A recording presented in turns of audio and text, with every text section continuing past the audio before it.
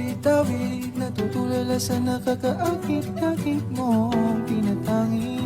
Napapangiti mo ang aking puso.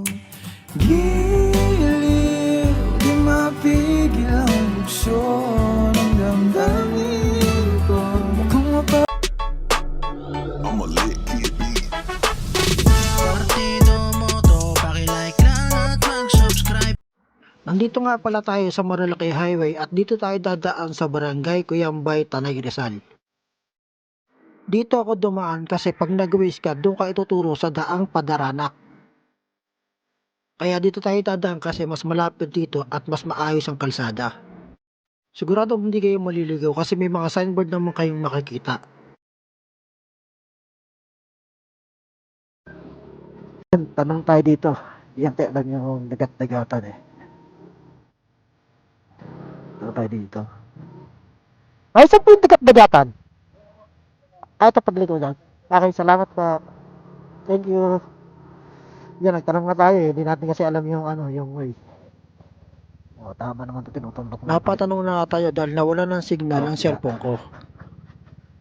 Yan. Huwag kayong matakot dyan sa lubak-lubak. Siguradong kayang-kaya naman ng mga motor nyo.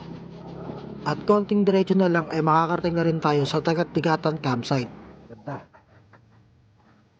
First time ko lang din pumunta rito, kaya nag-base lang ako sa mga napapanood ko sa Facebook.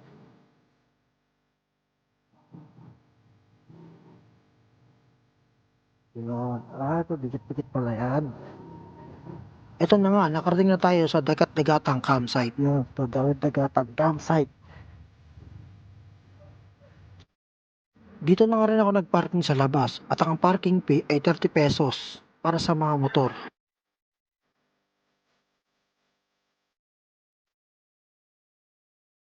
Ang kanilang entrance fee ay 150 para sa day tour, 250 para sa overnight.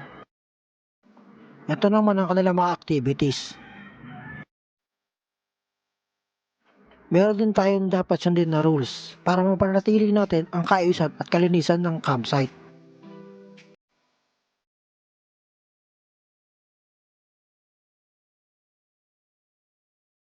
At kung trip mo naman ng fishing, meron sila dito bamboo beach na pwede mong pagpestuhan.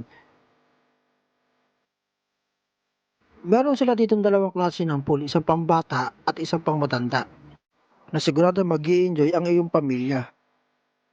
Samahan niyo ako magpalipad ng drone para makita natin ang kabuuan ng kagandahan ng